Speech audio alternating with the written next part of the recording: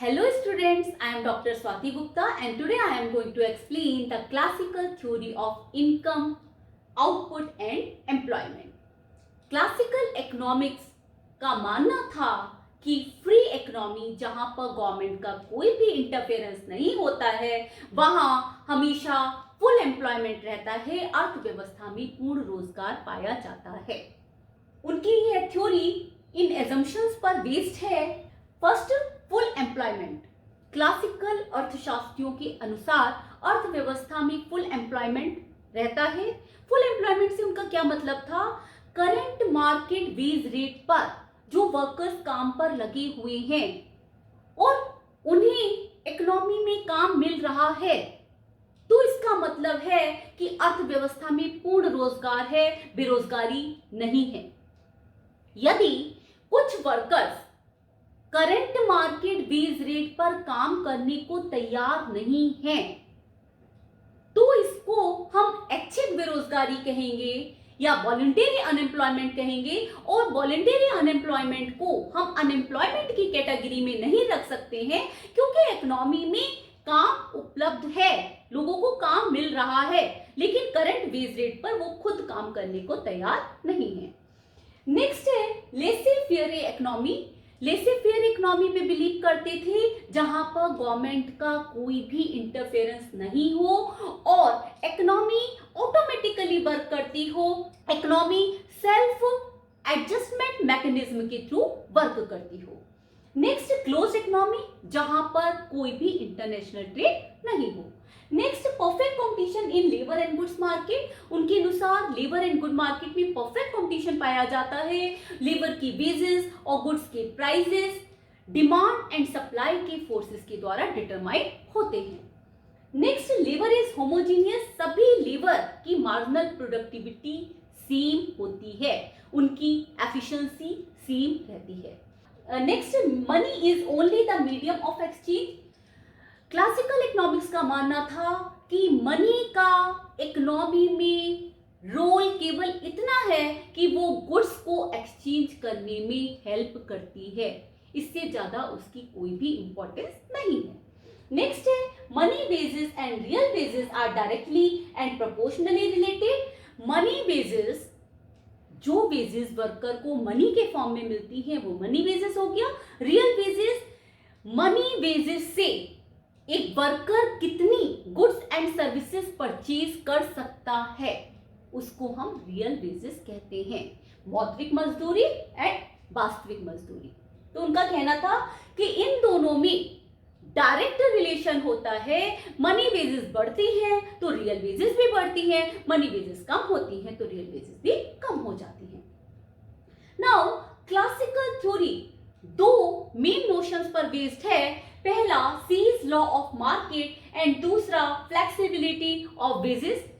Seize law of market and Pigou's wage cut theory, ये दोनों मैंने पहले ही वीडियो में अपलोड कर दी है, यहां पर मैं शॉर्ट में एक्सप्लेन करूंगी और इन दोनों का लिंक मैं डिस्क्रिप्शन बॉक्स में दे दूंगी। जीवीसी के अनुसार supply creates its own demand. पूर्ति अपनी मांग स्वयं उत्पन्न करती है। इकोनॉमी में जितना प्रोडक्शन होता है वो पूरा का पूरा कंज्यूम हो जाता है। कहने का मतलब ये है ओवर प्रोडक्शन नहीं होता है।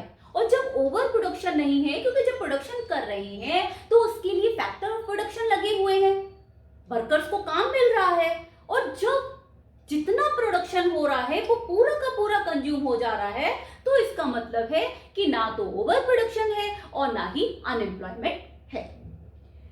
जीवीसी का जो लॉ था ओरिजिनली बार्टर सिस्टम पर बेस्ड था। बार्टर सिस्टम मींस जहां पर गुड्स से एक्सचेंज हो, मनी का कोई रोल ना हो।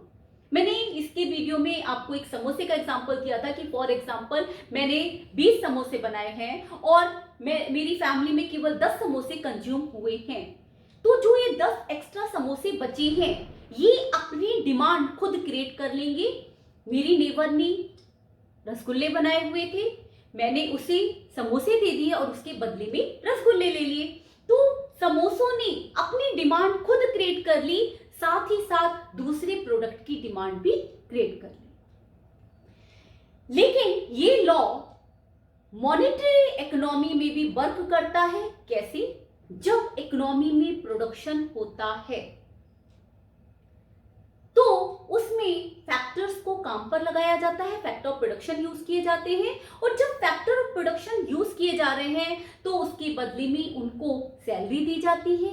ये सैलरी फैक्टर्स की इनकम बनती है, इनकम जनरेट होती है और इसी इनकम से फैक्टर्स जो प्रोडक्शन उन्होंने बनाया है उस प्रोडक्शन को कंज्यूम करने में खर्च करते हैं। मान लीजिए 1 करोड़ का प्रोडक्शन हो रहा है और 1 करोड़ की ही वो इनकम जनरेट कर रहे हैं, तो ये 1 करोड़ रुपए की जो इनकम जनरेट हुई है वो इस इनकम को जो प्रोडक्शन उन्होंने बनाया है उसी प्रोडक्शन को खरीदने के लिए खर्च करेंगे और सप्लाई डिमांड के बराबर हो जाएगी। डिमांड और सप्लाई दोनों बराबर हो जाएंगे। उनका मानना था कि जितनी इनकम मिलती है वो पूरी की पूरी कंज्यूम हो जाती है, लेकिन कई बार इनकम का कुछ पार्ट सेव करके रख लिया जाता है। वही हाउस होल्ड को जब इनकम मिलती है तो वो पूरी इनकम कंज्यूम नहीं करते हैं, कुछ पार्ट सेविंग करके रखते हैं। Y is equal to C+S,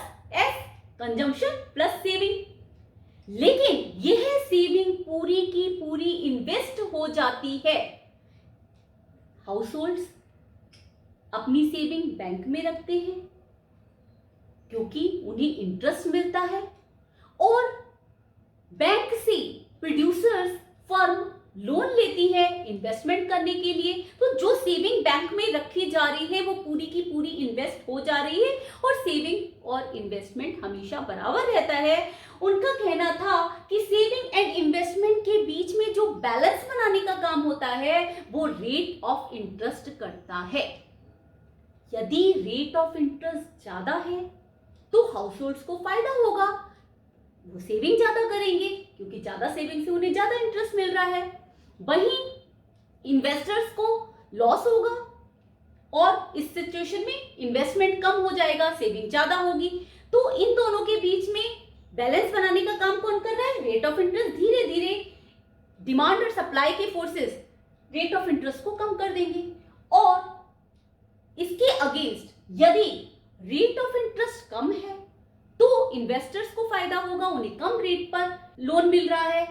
वहीं दूसरी ओर हाउस होल्ड्स को नुकसान होगा क्योंकि अब सेविंग में उन्हें कम इंटरेस्ट मिल रहा है, सेविंग कम हो जाएगी, इन्वेस्टमेंट ज्यादा हो जाएगा। तो अगेन इन दोनों के बीच में बैलेंस बनाने का काम रेट ऑफ इंटरेस्ट करेगा। डिमांड एंड सप्लाई के forces again rate of interest को बढ़ा देंगी और यहां पर फिर से इक्विलिब्रियम अचीव हो जाएगा। कैसे?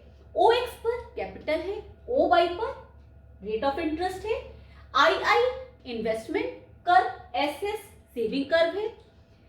E पॉइंट पर सेविंग एंड इन्वेस्टमेंट दोनों R रेट ऑफ इंटरेस्ट पर बराबर है। Saving is equal to investment.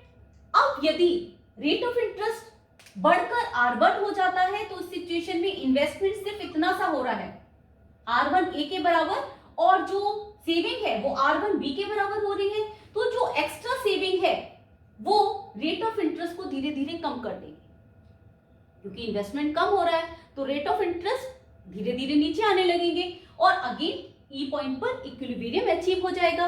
इसके अगेंस्ट यदि रेट ऑफ इंटरेस्ट OR2 है तो इस सिचुएशन में सेविंग तो R2C है और इन्वेस्टमेंट कितना है? R2D।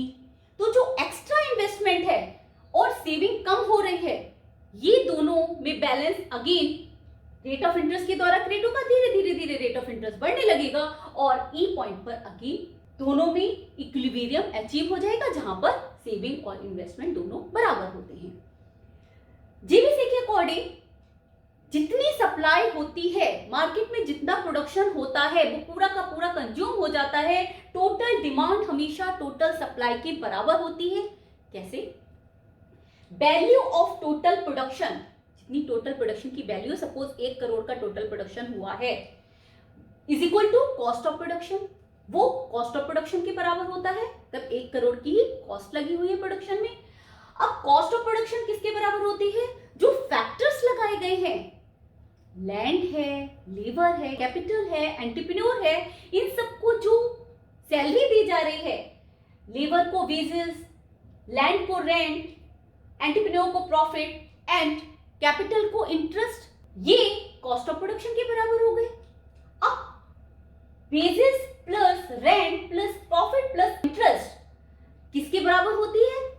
Factor incomes. अभी बता के चुकी हूं कि जो उनको सैलरी दी जाती है वो फैक्टर्स की इनकम बनती है।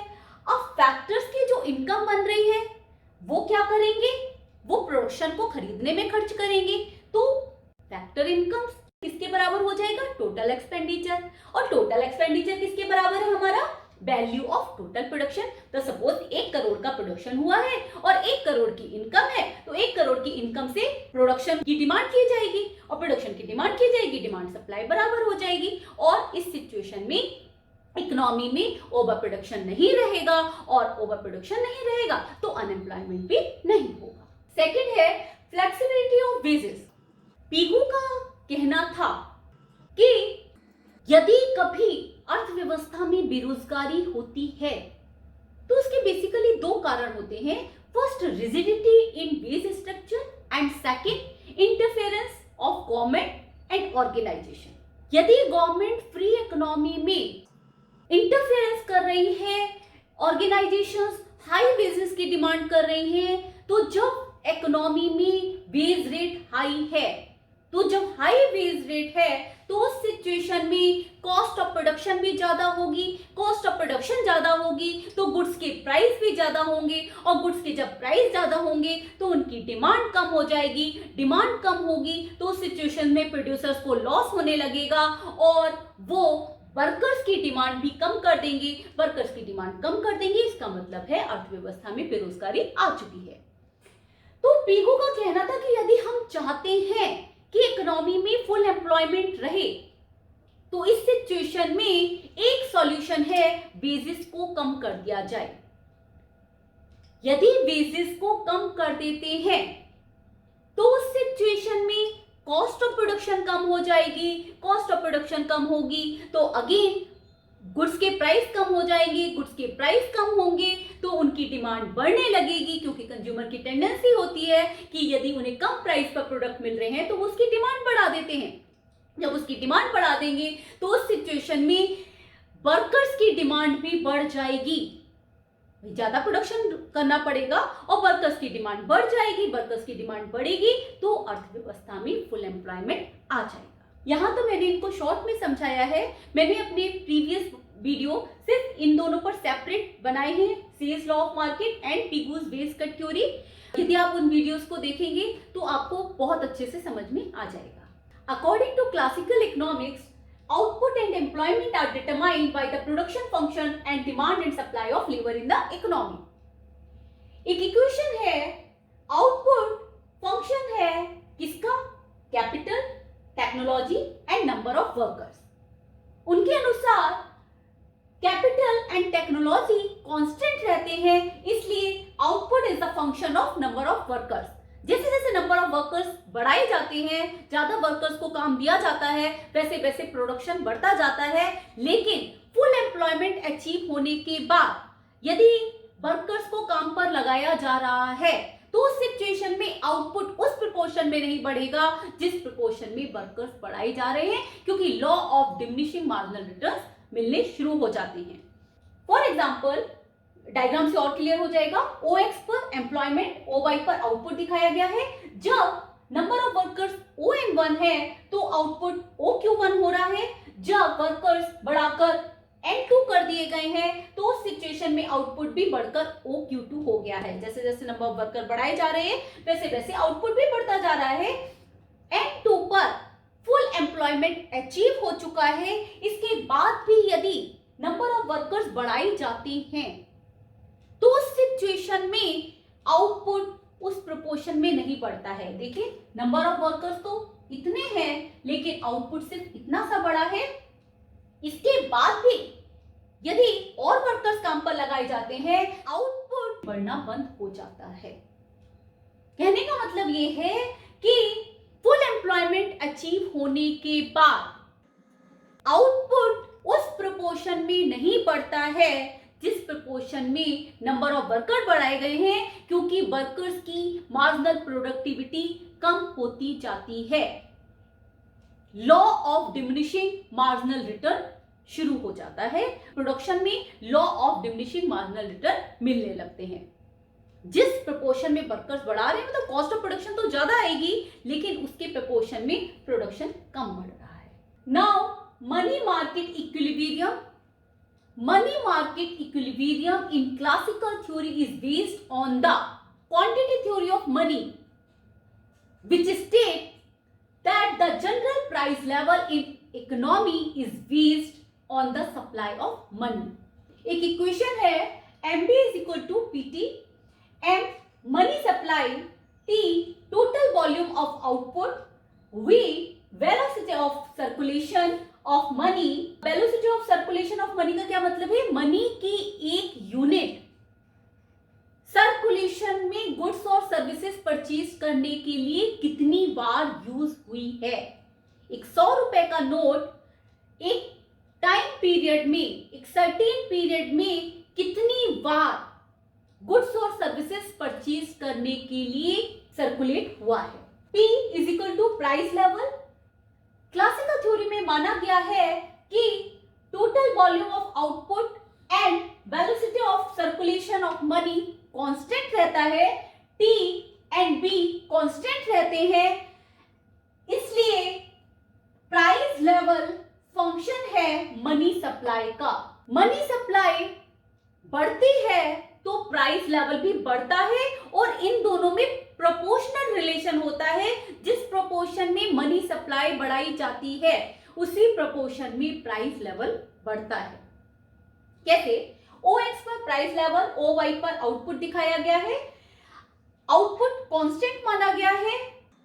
MB मनी सप्लाई जब M है तो उस सिचुएशन में प्राइस P है। इकोनॉमी के प्राइस की बात हो रही है, जनरल प्राइस लेवल की। जब मनी सप्लाई बढ़ाकर M1 कर दी गई तो उस सिचुएशन में प्राइस भी बढ़कर P1 हो गई। और अभी एक बात बता के चुकी हूं कि इन दोनों में प्रोपोर्शनल रिलेशन होता है। मनी सप्लाई जिस प्रोपोर्शन में बढ़ी है उसी प्रोपोर्शन में जनरल प्राइस लेवल बढ़ा है। और दूसरी बात इसमें ये कही गई है कि quantity of money only price level को डिटरमाइन करती है, उसका आउटपुट से कोई रिलेशन नहीं होता है। मनी सप्लाई बढ़ रही है तो प्राइस बढ़ेंगे, लेकिन उसका आउटपुट पे इफेक्ट नहीं पड़ेगा। नाउ एग्रीगेट सप्लाई कर, it shows the relationship between aggregate supply of output with price level. Classical theory में एग्रीगेट सप्लाई कर परफेक्टली इनइलास्टिक होता है। जब डिमांड बढ़ती है, मनी सप्लाई बढ़ने के कारण डिमांड बढ़ती है, तो उसकी वजह से गुड्स के प्राइस बढ़ने लगते हैं, लेकिन प्राइस लेवल का आउटपुट पर कोई भी इफेक्ट नहीं पड़ता है, क्योंकि एग्रीगेट आउटपुट शॉर्ट टर्म में कांस्टेंट रहता है, इसलिए उसका कर्व परफेक्टली इनइलास्टिक होता है। OX पर एग्रीगेट आउटपुट, OY पर price level. SS aggregate supply curve है जो कि परफेक्टली इनइलास्टिक है। जब डिमांड, एग्रीगेट डिमांड ED है तो उस सिचुएशन में E पॉइंट पर price P and output Y है। मनी सप्लाई बढ़ने के कारण जब डिमांड बढ़कर AD1 हो जाती है तो उस सिचुएशन में प्राइस बढ़कर P1 हो जाते हैं। डिमांड बढ़ने के कारण प्राइस बढ़ रहे हैं, लेकिन प्राइस लेवल का आउटपुट पर कोई इफेक्ट नहीं पड़ रहा है, क्योंकि शॉर्ट टर्म में आउटपुट कांस्टेंट रहता है। नाउ कंप्लीट क्लासिकल मॉडल इन डायग्राम्स के थ्रू समझने की कोशिश करते हैं। ए पैनल में सेविंग एंड इन्वेस्टमेंट के बीच में इक्विलिब्रियम दिखाया गया है और इन दोनों के बीच में बैलेंस बनाने का काम रेट ऑफ इंटरेस्ट करता है। ई पॉइंट पर saving and investment R rate of interest पर बराबर है। बी पैनल में प्रोडक्शन फंक्शन दिखाया गया है। एफ फुल एम्प्लॉयमेंट की सिचुएशन में आउटपुट OQ डिटरमाइन हो चुका है। इस एनएफ फुल एम्प्लॉयमेंट में, जैसा कि आप पैनल सी पर देख रहे हो, लेबर की डिमांड लेबर की सप्लाई के बराबर होती है, जहां पर वेज रेट W/P है। वेज रेट, लेबर की डिमांड एंड लेबर की सप्लाई, इसकी डायग्राम मैंने जब पीगू की वेज कट थ्योरी समझाई थी उसमें प्रॉपरली एक्सप्लेन किया हुआ है, इसलिए मैंने यहां पर आज एक्सप्लेन नहीं किया था। तो आप पीगू की वेज कट थ्योरी में प्रॉपरली इसके डायग्राम को देख लीजिएगा।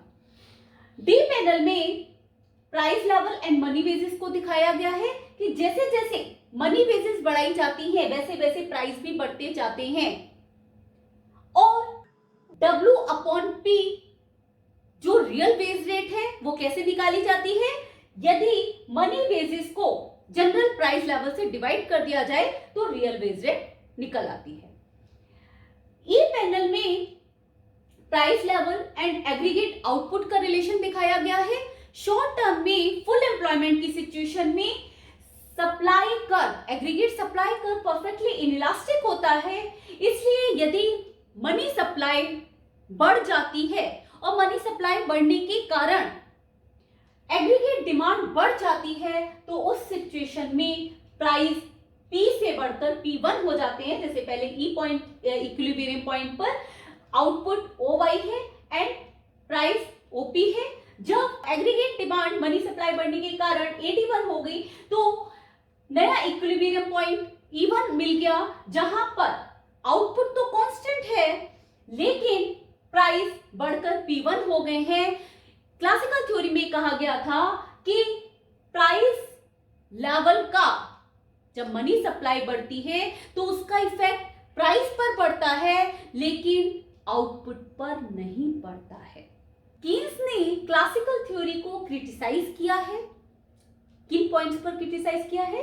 Under employment equilibrium.